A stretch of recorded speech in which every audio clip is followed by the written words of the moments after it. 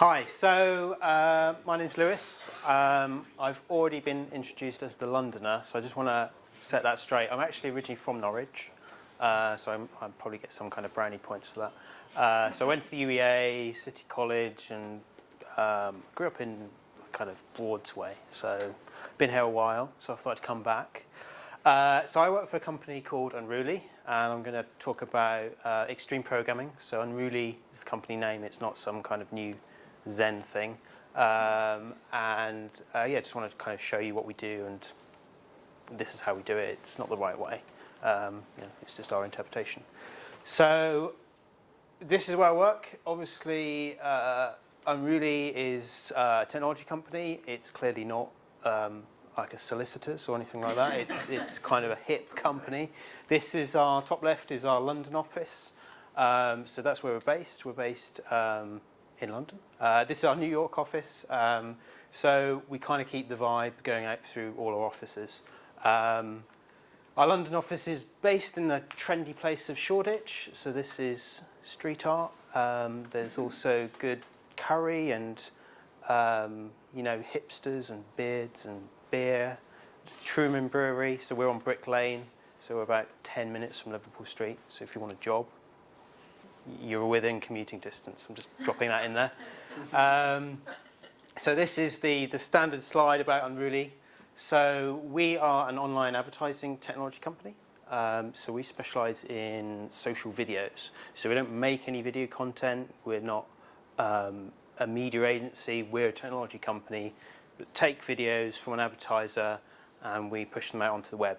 And the aim is we want to get videos shared.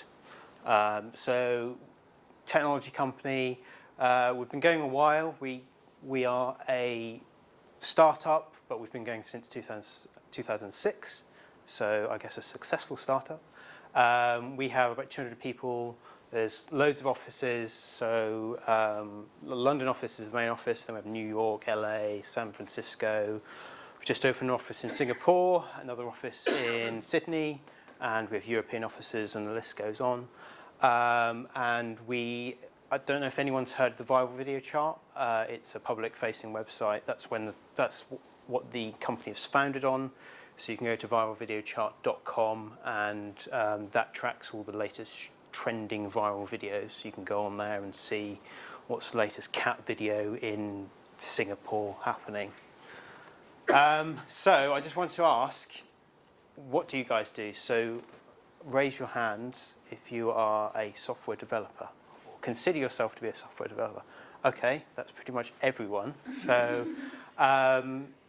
who has, or who thinks they use agile methodologies, use XP, use Scrum, who does any of that kind of stuff? So a few people. So that's agile methodologies and Scrum. Yeah. Anything agile. Who claims to use agile? Okay, cool. So we follow extreme programming. So this is, I guess, the holy Bible of extreme programming. This is a book by Kent Beck. So this describes how to build small teams that respond to change very rapidly. And it's a great book. You should all read it.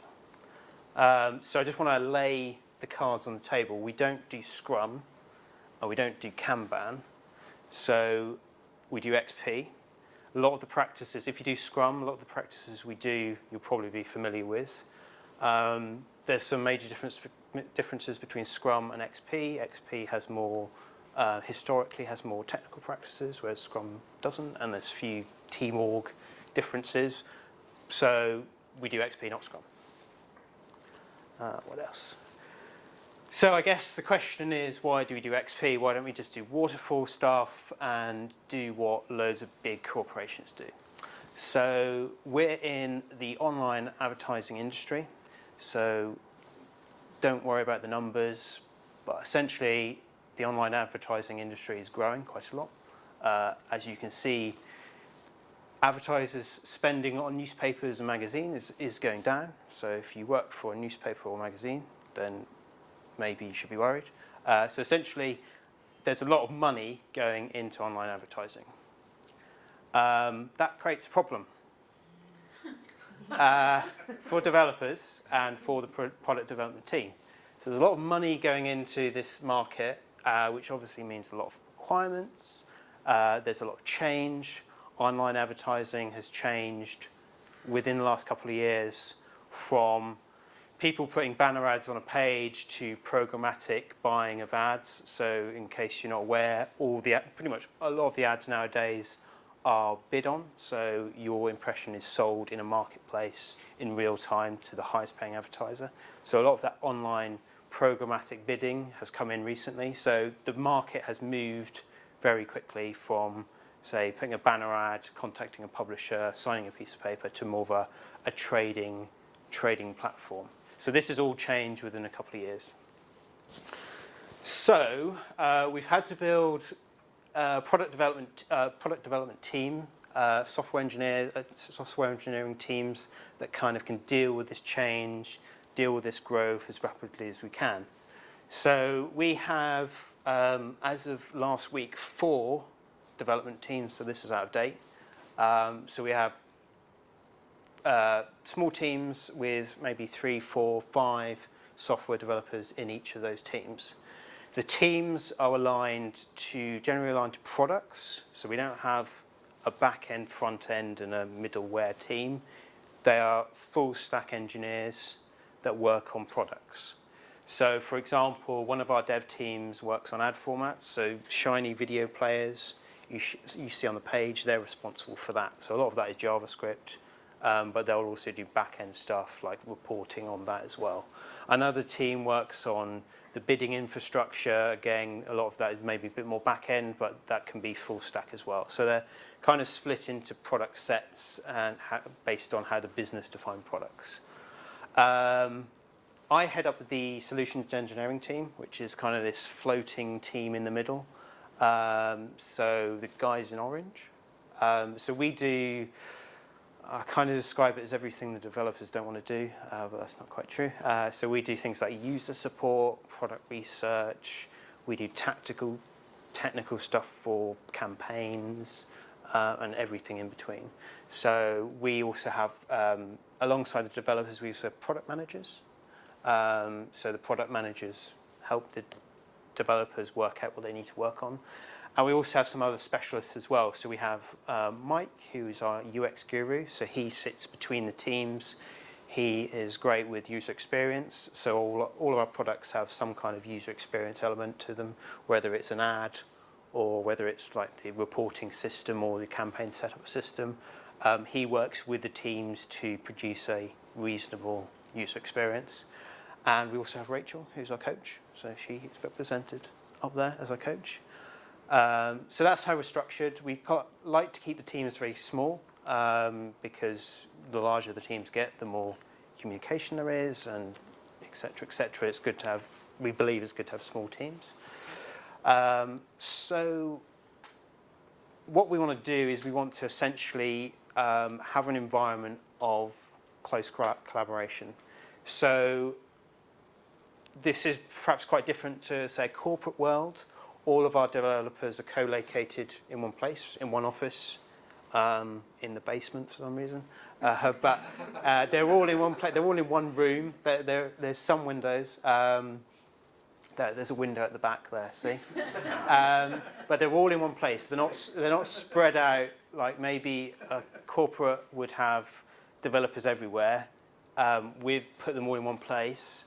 And we have offices around the world, but all of our developers are in one place yet. So what you can see is the way we work is we like to be very informal. So we like to have developers talking about stuff, not necessarily writing long emails. We like to, maybe get a new feature and have a huddle. This is what these guys are doing. This is Arbor, one of our product managers, pointing at some code. So we like to kind of be in a space where we can just sit down and talk about it. So that communication, that one-to-one communication, is in many ways as good as you're going to get when it comes to communication. Are you doing that all of the time? Yeah, I mean that's pretty much going on all day. We do pair programming, so all of our production code is paired on. So that's two two software engineers sitting at one machine, usually with a nice big monitor, working on a piece of functionality. So everything we do is kind of together. And I don't know, does anyone do paired programming? Yeah? I do occasionally. We do it sometimes. Okay. Not you do it as a rule, don't you? So the rule is nothing goes into production unless it's paired on. We do it as a thing. We do code review. I like it. Well, we do code review, but we also do pair programming. Okay.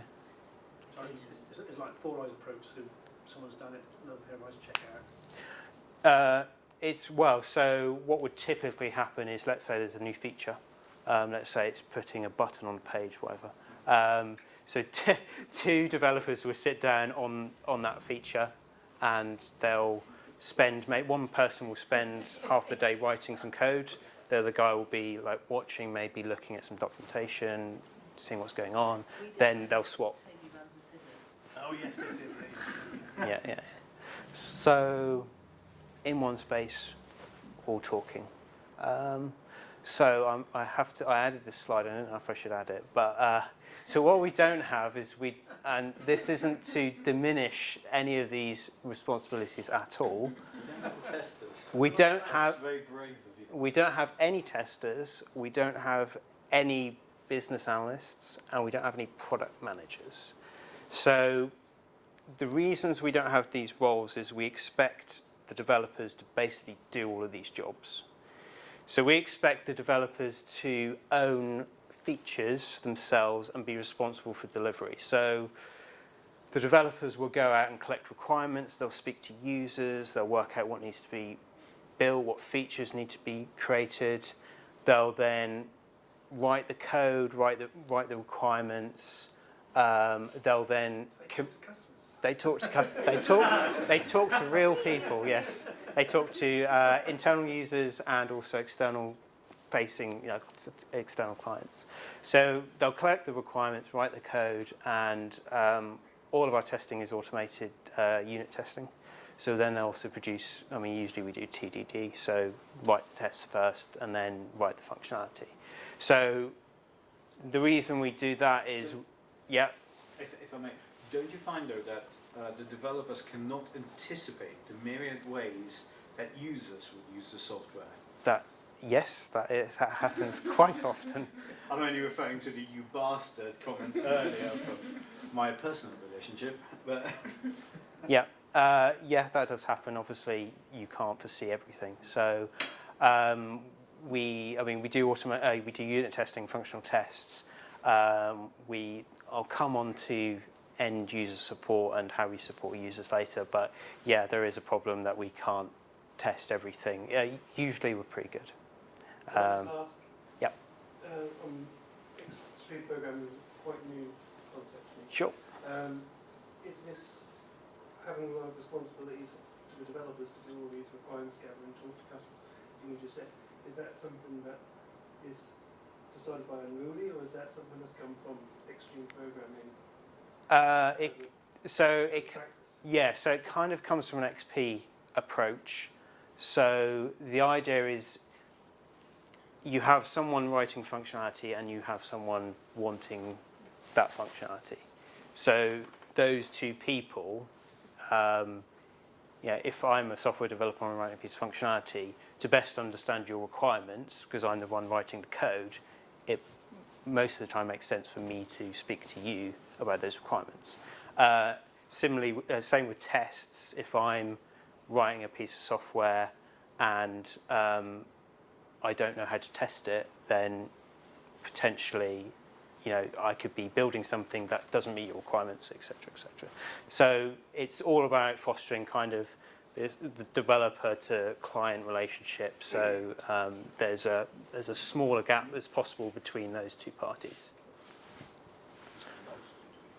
Can I just throw something into that? Yes, I knew this slide would be controversial. From a project management and a tester, because my background being a tester as well, you do have different mindsets. Yep. So development will look at testing in a specific way, but a tester will look at, and we've got a tester on one of our projects, Mr. Hoover. And he comes up with the most amazing bugs, even better than me. And, but But you have the different mindset, so and that different approach and view of what they've got in front of them, which was what Frank was sort of suggesting earlier. How do you kind of factor that into your testing that you do with your development team? Because you just get familiar with what you've got and can easily overlook something. Yeah, so I guess it might be slightly different for the different kind of products you're writing applications. So a lot of our applications are used by internal users, and then also all our ad formats are delivered are for end users. So typically, if we're releasing a new ad format, we'll run tests in production, and we'll look for maybe, say, maybe we put a new player on the page, and there's some quirk in the player that like only 1 in 1,000 people will find. So we do things in production to find that out. But yeah, I mean, I guess the applications we write might lean itself to not requiring a tester, whereas if you were building perhaps an online banking system, that probably would require a bit more of a dedicated test team. So yeah, we might. There's talk of one day maybe having a tester, but we haven't got quite that far yet. So how do we deliver? How do we deliver to the business? So XP, what we're trying to do is we're moving in a very fast market. So we want to come up with an idea. So we're building new products. We want to come up with an idea or get some feedback from users as quickly as possible, build a thing, release into production, and get feedback as quickly as possible. So the way we try and do this is via deploying as quickly as we can, as often as we can. So typically we work on very small features. So we like features to be maybe a couple of days worth of work. And as soon as that feature has unit tests, functional tests, and is built, and our UX guy is happy with it, then we want to release into production and start getting feedback as quickly as possible from users. So obviously the benefit of that is the smaller the loops, the less time you'll waste on building features that either don't work, no one wants, or aren't quite right. So if we worked on a piece of functionality that was, maybe we could spend 2 months on a feature, if we have to wait 2 months to get that feedback on, is it the right thing for the business? Is it user friendly? There's potentially 2 months worth of work we've spent writing something that isn't quite right. So we're trying to release very often. So we build on workstations, we run all our automated tests, and we push out to production. So we might do that 3 or 4 times a day. We don't have any kind of release windows, or we don't release stuff at the end of the week. It's literally, this feature is ready to go, it's built, let's get it out of there, let's deploy it. So 2 things there. So you do have testers, they just don't work for you. We have robots that are testers. So if you're releasing your software out to real users, Yeah. and the reason you're doing that is Yeah. because you're getting a tight feedback loop, then you have got Yeah. exactly what Yeah. testers are. Yeah, I guess, yeah. And do you really build code on your machine and check it works on your machine rather than building it centrally before you push it out? So we have all our workstations are set up to mimic production. We don't have a pre-prod or anything like that. So we hopefully have very good test coverage. That's the aim. So we build locally, and we check in and deploy locally from workstation. Okay, so you're not having got continuous integration centrally. Nope. That's running all the tests. No, we have. Analysis. The way our deployments are controlled is via a nice little deployment token that is I think is a cuddly toy of some description. So the idea is to pull from source control, deploy and push as quickly as possible. So yeah, we're not doing it centrally. Is there a question? Okay. Is everyone do want to watch that any longer? Yeah. Just while that's up there, Yeah. you consider your users a bid. So this is ads, basically. So we have an ad serving platform which is a big Java wrap that our internal users use. So a lot of the features we release are for internal operations teams. And we have ad units that are end user ad units as well. So we have a mixture of internal users and external users. A lot of the functionality we release is for internal users, probably, I don't know, about 60, 70%. Do you ever get feedback from the external? Yeah.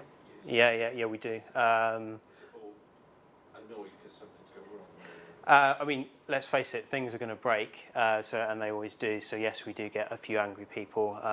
Like maybe we put a load test into live and we put the wrong mean type on the file and it pops up in a browser. That hasn't happened, but it has. And then we get complaints. Yeah. So there is some. I think a few things going on. A lot of the ads we push out are kind of performance-based as well. So, for example, if we push in, we do a change to an ad and then we no longer see any play events come through our reporting, then clearly there's a problem. But yeah, I mean there are a few problems in live. It's probably not as bad as you think it is. But yeah. But it's a very different sort of feedback to what you get from your internal users. Yeah. Oh yeah. I mean. Our ops team will be, maybe we release a thing on a campaign and the campaign doesn't behave in a certain way. They might find that out within a couple of hours, or it might be because the campaign's run for a long time and there's lots of stats going on, that might be 5 days in. Hopefully all the automated testing catches that as much as possible. Canary testing for particular sites or plants ahead of everyone else? So we feature toggle stuff. So we will. So one of the new things we're working on at the moment is exchanges.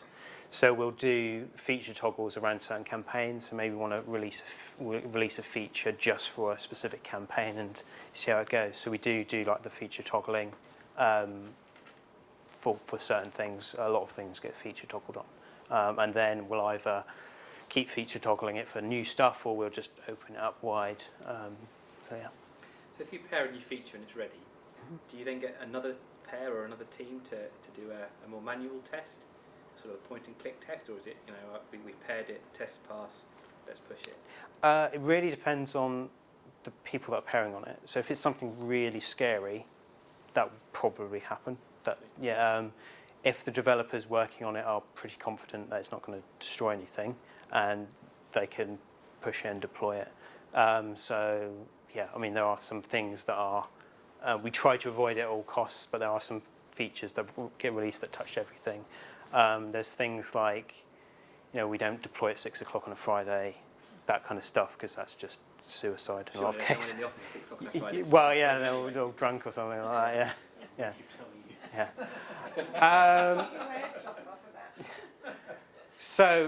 So the way we like to work is we like to use physical things as much as we can. So all of our features we usually represent on a physical board. So this is one of our boards for one of our teams. So each team has a board, and these are user stories, kind of here and here.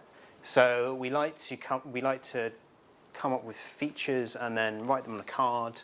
And some features need researching more. Maybe someone from the business has said, "I want to have an ad on the side of a taxi," and that, for example, that could be like a crazy idea, but that could be a thing to go and research. So a developer will take that piece of research and look at it, talk to people. Maybe it's like 10 months worth of work. So Video ad on the side of the yeah, I mean that's a good idea, right? There was like videos everywhere. Yeah. So we have stuff in research, then we have like stories that are completely estimated. We know exactly what we're going to do, so they're just waiting to be picked up by a pair of developers.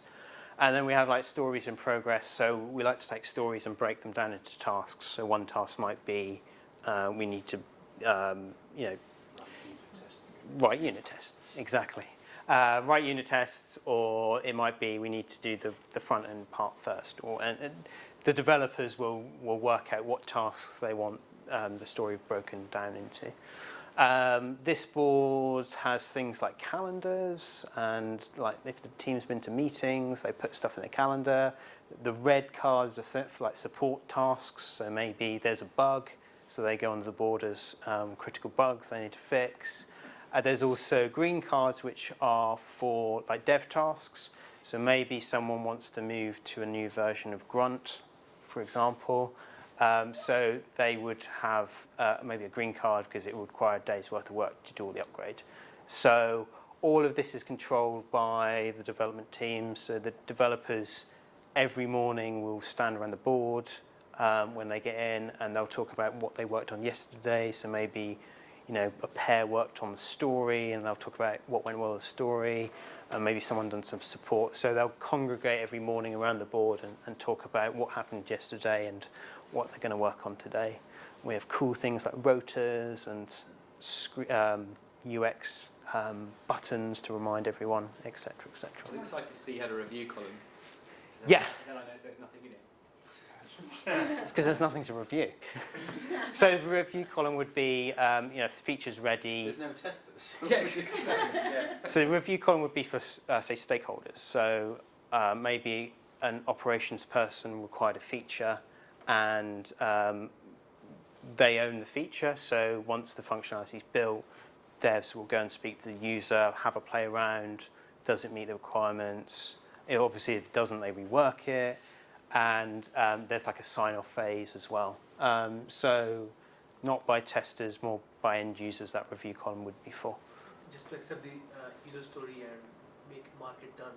Yeah, exactly. So we don't like to say anything is done until the person that wants it says, yeah, that's good, sign it. Acceptance criteria. Yeah. So on the cards, we don't have them on the cards, but we do have an acceptance criteria on the stories as well. So, you know, they'll just check it off with the end users. Sometimes the stories are maybe more technical in nature, which don't necessarily have end users, but they might be like a third-party vendor that we're building a feature for, so the sign-off would be slightly different, or our CEO signs off stories, our CTO maybe sign them off as well. A product manager would help devs sign that off to understand if the feature's complete. I have a question, but I Yep. think I saw a glimpse of your next slide, and I think that might be the answer. Okay. So I'll wait. I Right. was just going to say, how long do you keep stuff in done? And like, oh, we did that. So this is for our team called Tabasco. So all of our teams are named after condiments. So we have Tabasco, marmalade, and chutney. And then we have a team split off from marmalade, and they're called mini marmalades. So it's all and everyone's voted for team names. So Tabasco. Sounds like a Mr. Orange problem. Yeah. So Tabasco, obviously hot chili sauce, they would name all their iterations after different variants of Tabasco sauce. And then they run out, so they have to come up with something else. So the done column, Tabasco, I think, just clears the done every week. Okay. So it's up to the team how they So want to the do length of the iteration. it. I'll come on to iterations. How do you denote whether somebody needs to review? Because a lot of them you don't.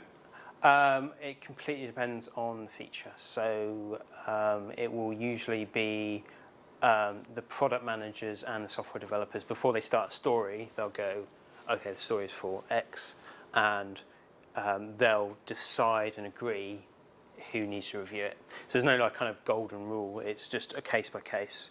Is that written on each card in the corner somewhere? Or Yeah, so we have, you probably can't see it, but usually we have like a sticker or something to represent who is the owner of, on the business side, who is responsible for it. So they'll then be, we'll send them to, the devs will go and speak to them. So yeah. And with clearly such a feature-driven process, how do you work in time to do things like upgrading Grunt and other bits and pieces? I'll come on to that as well. So to probably answer your question, so we have physical boards, which is great when the company is small and we're all in the same office. As we've expanded, we've had to come up with ways of representing that electronically. So we have product manager in New York and stakeholders in New York and all the European offices. So what we like to do is we like to almost have a copy of the board at a feature level that we can share with them. So they can go in and see it, stuff gets moved across, and if things get updated, we can point people, and instead of taking pictures of blurry pictures of stories. Trello. Yeah, Trello. Yeah. So each team has a board. You can see this is Chutney. So this is Chutney's board. This is chutney marmalade. And Very similar. yeah, exactly. Very confusing. So we're on the Trello cards, we'll put screenshots and mock-ups. We'll put the acceptance tests criteria. So Trello, you can have a bullet checklist. That's really good for that. We'll put comments.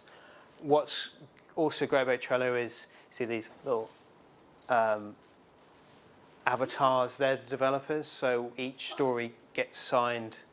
So each story gets a developer assigned to it, so they're responsible throughout the process of that feature. And we'll also put the stakeholders on there as well. So anytime you go to this board, you can go, this feature, this is Jason, one of our developers. If I need more information about that story, I'll just go and speak to Jason because he knows about that thing. My question, prior to seeing this, we use Trello. We also use a Jira for timesheet and invoicing. I just wondered how you manage your invoicing. If your physical board is presumably. We do everything business does is usually around campaigns. So from a dev point of view, there's not like this feature gets charged out that much. It's not done on that kind of payment thing, so we don't have that. We used to have, I don't know if anyone's heard of it, target process. It's kind of built around agile stuff, so there's like an XP module. We used to have that in the business for quite a long time. And we moved away from that because we kind of found that it would go into a lot of detail about process, and it was also a great place for people to just add features, like let's have a backlog of 10,000 things. And it was just a case of, it was just full of stuff all the time, and we thought we want to keep stuff simple, so let's just move to something like Trello. Bug tracking, okay, that's another thing. So I'll come on to bug tracking in a bit because that's a separate section. But yeah, so we used to have Trello, target process, kind of moved away from that. Yeah. We like to be visual. So all the dev area is splattered with screens. We use, I think it's Grafana quite a lot. So all of our production, everything important is represented on screens. Clearly, something bad has probably happened there. So we have, loads from, for example, we have infrastructure, loads of it's hosted on Amazon, so we'll have load from all of the different data centers represented. Again, it's completely down to the dev teams, what they want to show and what they want to do on the board. So if they think something is important, they'll go and change the graphing system to show whatever they want it to do. We like to use a new thing called HipChat. I don't know if anyone's using it. So we've also got IRC, but the product managers don't like to use IRC. So we've got HipChat. Is that why you've got IRC? Yeah, so there's two levels of communication. Should be Yeah. ICQ. Yes. Yeah. So HipChat's great. We have, there's like a pro dev channel, and then other parts of the business, the ops team have got their own channel, and usually most of it is just abuse and trolling from our devs to each other. That's a brilliant sign though. That's Yeah. really good. The amount of times I drive into a multi-story or whatever, say, use both lanes. Use both It's like, how? In just one car. HipChat's quite interesting because we added it because no one would want to, we set it up because no one wanted to read emails because emails were always flooded with Nagios alerts.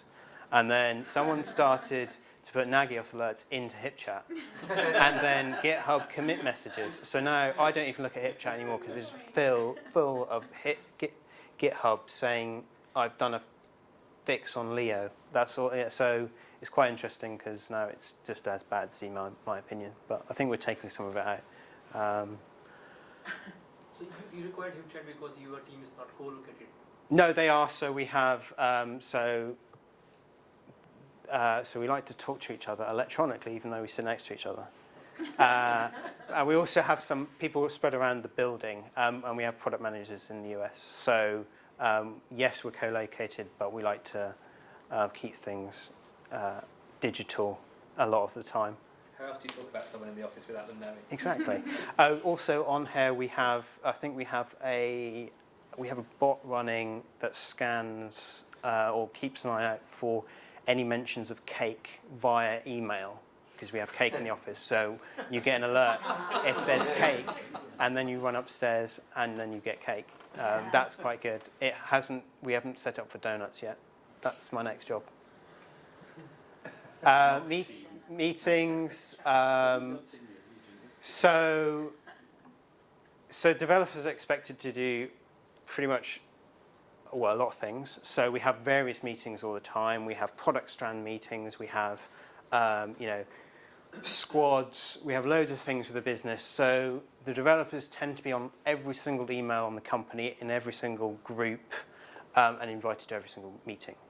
So it's quite important that the developers work out which meetings they should go to, which they should ignore, and work out generally what's going on. So we like to be quite flat and have everyone invited, and people that want to go can go. So what do we spend our time on? So all the teams graph what they spend the time on and report that weekly, however they like. So each team doesn't probably spends about half the time working on features, so user stories. So this is from our Tabasco team, this one. And then they'll spend time working on bugs. They might be doing, maybe they need to provision a new server, so they'll track that as a separate thing. And then they'll say, I'm just going to meetings all week, so I can't actually touch keyboard. So they'll track that to say, I'm going to many meetings. So the developers will track what they're working on, and we can, every week, we can look, well, Team X is spending 70% of their time working on bugs, so maybe there's a problem. There probably is a problem. So that's how we report time. So going back to your question about support, someone has a question about bugs and support. We have a concept called the Lone Ranger. So our developers pair, and then they don't always pair. They like to have some alone time and work on things, because pairing is quite intensive if you've done it. Talking to someone all day, especially if you pair on the same thing multiple days, then you basically just end up killing each other. So it's quite nice to just work on something else. So we have the concept of a Lone Ranger. This is my favourite subject because I spend a lot of time talking about this. So my team works with a Lone Ranger, which is assigned from each team. So this is a lone person that will spend the day working on user support. So that can be anything from this campaign doesn't work to there's a bug, I need help with this thing, I need to research some stories, or maybe I've just got a day of meetings that doesn't lend itself to pairing. So we call that Lone Ranger. The reason for hip chat is because we have our support desk, the Lone Ranger desk as we call it, upstairs with the rest of the business. So we have a load of workstations set up, and whenever you're a Lone Ranger, you're supposed to, although it doesn't always happen, and people get told off by me, you're supposed to come and work upstairs with the business. So the idea is that you can be completely interrupted any time if you're a Lone Ranger. Someone from ops or marketing may run over and say, we need this thing now, and you're interruptible, so you're kind of like a sacrifice for the team. So you get interrupted, but the rest of the team doesn't. So that's why we put people upstairs. Yeah, works quite well. But doesn't it suggest you put less importance on those sorts of tasks if the person's interruptible? Yeah, so that is a challenge. So there is every morning when we do stand-up, there is a conversation or argument about how many people we should. Rochambeau for it. Yeah. I mean, yeah, there's an argument around do we need an LR? This is the conversation I always have from all the teams or just this team. Maybe we need 2 people because there's loads of things on. So we like to balance support with strategic story work, but it is kind of a constant, maybe all the support stuff is just low priority, and we know it's low, like it's all stuff that the business doesn't really care about, and we know that, or we can estimate. So maybe we just don't have an LR, a Lone Ranger that day. So it's kind of a constant, do we need it, do we need it? If you haven't got an LR that day, what does the business do? So if we don't have an LR, the consequences is the team gets interrupted. So if something blows up, the whole team will get interrupted. If you may or may not have a Lone Ranger, depending on what's happening to the case, how do you ensure you have an even number of pairs? That's a good question. Yeah. So there's so in the morning, this is where we like to have. Maybe we like to have odd-numbered teams. So we'll go. Maybe there's 5 people in a team. 2 people will pair, and the rest will work on support. So it's kind of. It's based on maybe we're running behind on iterations, so we need to just work on stories. Maybe there's loads of support, so it's every morning we work out, and yeah, we have to divide it so there's enough people to pair. We do a thing called gold cards, which I'll come on to. That's another single activity to balance stuff with. So yeah, it's a constant thing of trying to work out what's going on. Do you have enough complexity in your functionality you develop every day to warrant having 2 people sitting? Oh yes, yeah. If I could clone developers, we would clone developers. So yes, we do. The dev team is swamped with feature. I mean, it's constantly swamped, but obviously there's a business value. So you must have some features that are so low in complexity that one mind can easily do it quite quickly. So therefore, having 2 minds looking at the same thing is. Yeah, I mean, there is that. I mean, there's also benefits. So obviously, the benefits of pairing, if you work on it on your own and you push it into live and then you go on holiday, no one knows what's going on. So there's benefits around if 2 people are working on it, there's 2 people that know what's going on. Usually, if you've paired before, you'll probably find that you disagree, argue with the person you're pairing with on how to do stuff. So there is an active conversation around, oh, I don't want to write the test this way. I want to do it this. We should do it this way. And there's kind of if you're working on your own, you just go, oh, well, I know which way to do it, so I'm just going to do it my way. Whereas if you're working with someone else, you've got the constant challenge of thinking about what this is the way the team likes it. Maybe my idea isn't the best way of doing it. There's another way. I've paired the other day, and we were just working on database queries, really simple. And like one of the developers was just writing a query, and they missed off a semicolon. And it's like simple, really basic stuff where you could have been spending a couple of minutes looking at that, but I spotted it. You could spot it straight away if you were just watching. So there's all that kind of there's kind of quite a lot of benefits, even though you might think that it's costs twice as much to pay on the same feature. Realistically, it's more efficient because you're spreading knowledge, you're agreeing about how to do stuff. Quite often, someone will just say, maybe the thing we're doing is just the wrong idea completely, and it might just be that because they're pairing, they'll go, okay, let's go and speak to the user. Whereas maybe someone on their own, there might be a tendency just to maybe get carried away, or there's always that kind of, there's someone challenging you and kind of questioning you all the time. I understand the difficulty everything is complicated enough. Yeah. I mean, there are some things, as LR, there are quite a lot of tasks that can be done. Some bugs are so trivial they can be done on their own. Again, usually if it affects production, we like to avoid pushing anything live. The load test example was an example of someone working on some code on their own, pushing it into prod, and not. So there is some stuff that goes out, but by and large, it should all be paired on. Sure. Project manager head of, so Yeah. I suppose. That's the right question. Surely it's the same argument when people say doesn't it take longer to write unit tests, but with pair programming you don't write the bugs in the first place in a lot of cases, so you save an exponential amount of time later on. Yeah, yes, in a very similar kind of principle. Yeah. You said that if you're running late on stories, you split up the pairs. No, we don't split them up. Maybe we just go, well, we don't want anyone working LR, so we'll have 2 pairs running. So we just go, we'll put more pairs on the stories, and that might be working on separate stories, or they might be working on the same story, like the 2 pairs. We also, I don't think I've added it, but we also do a thing called mob programming as well. This is the new fun thing to do, where we get, instead of pairing, you get the entire team round a really, and it's a really good excuse for buying big monitors. You basically get a really big monitor, the most expensive you can find, and then you sit the entire team around it, and the new team that's just started up is just doing that all the time. So there's 3 or 4 developers that are just working on, one's typing, everyone else is watching, talking about stuff, and we pull people out if something blows up. That's kind of something we've been doing quite a lot, which is it's quite interesting on certainly anything new, or if there's a thing around, like if there's a, how do we do this new thing that needs a kind of a team consensus. If everyone's sitting around the code, you can have, it's like instead of a meeting, you can just mob on the thing and just code.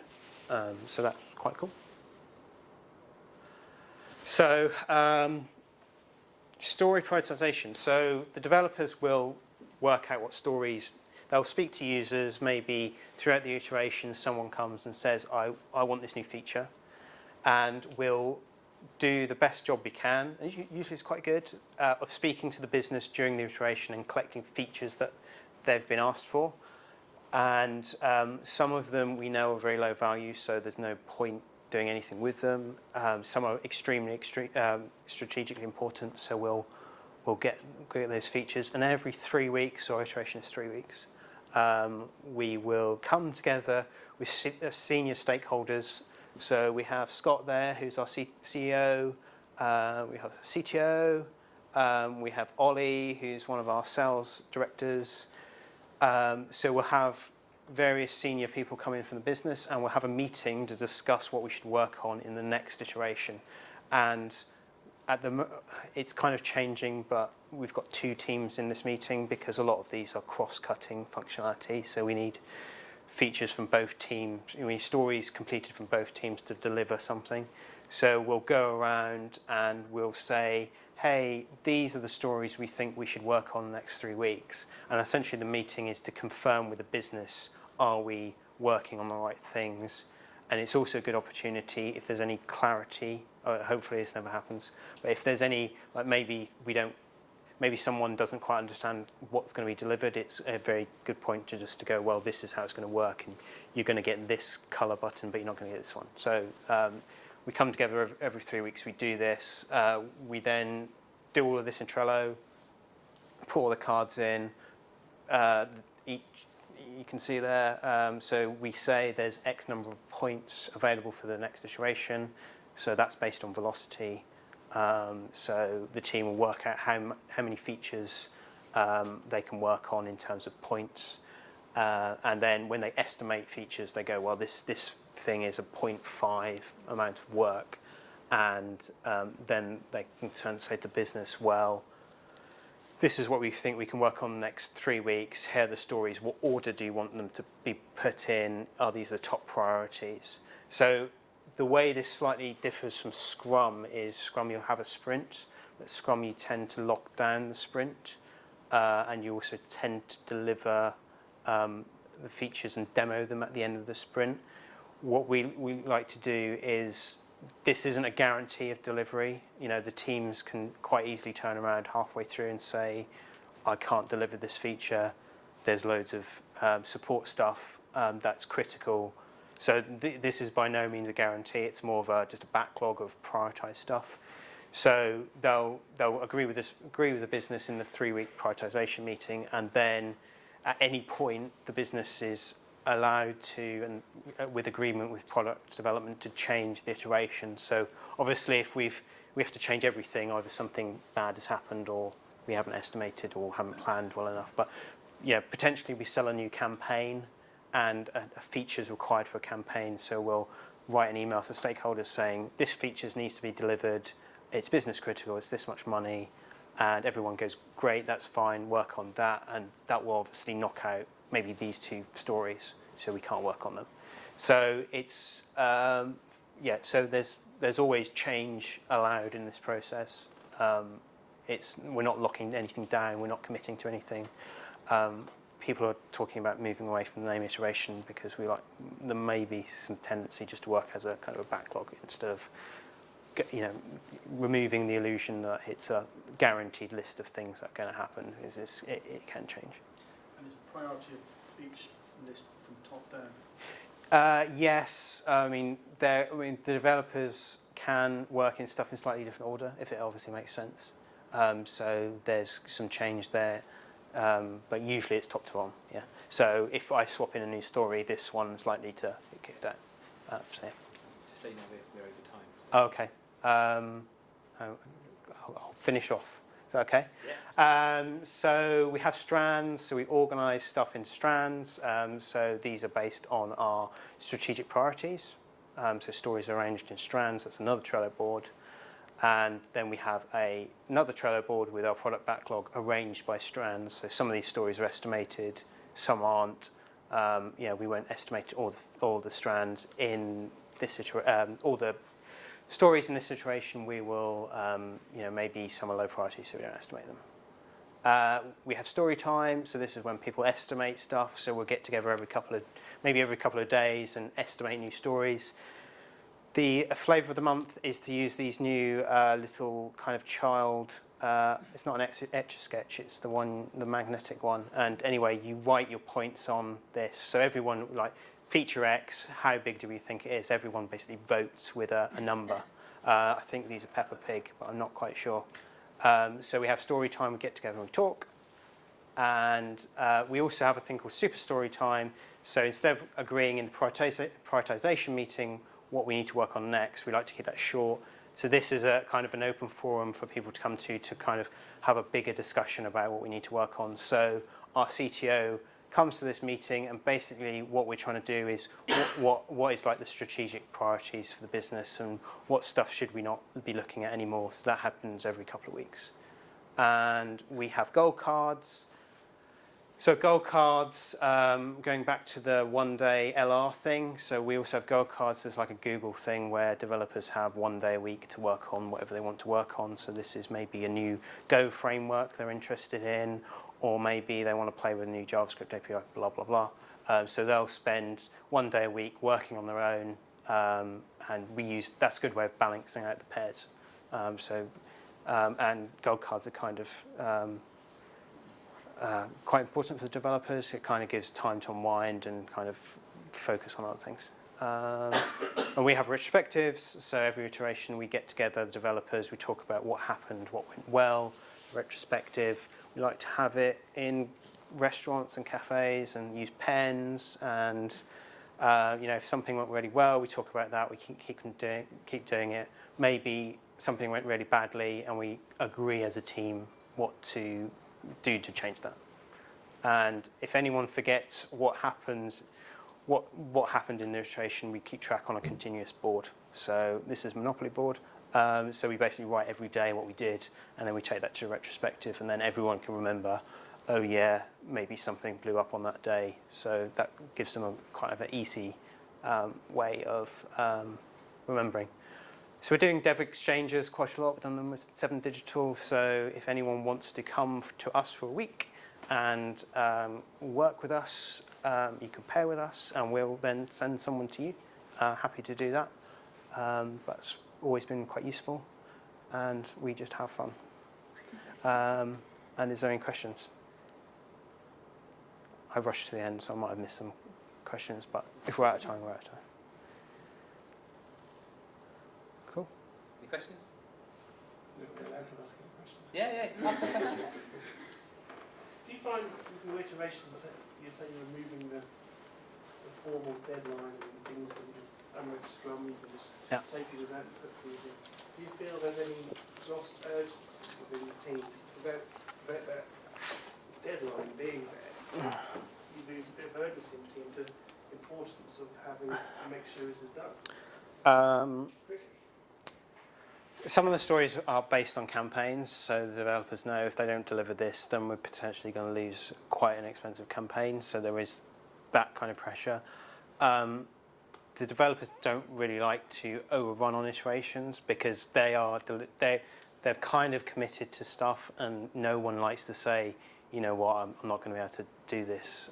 Even if there's a good reason, there's kind of always a bit of a, it's good to deliver what you're going to say there is.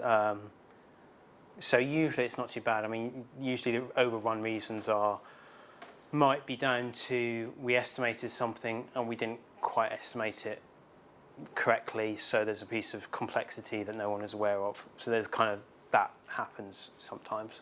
So it's not too bad. I mean, you know, if no one's delivering any features, there's going to be some questions eventually around what's happening. You know, maybe it's a new product and there's some direction things going on, but generally they deliver on time, if you like.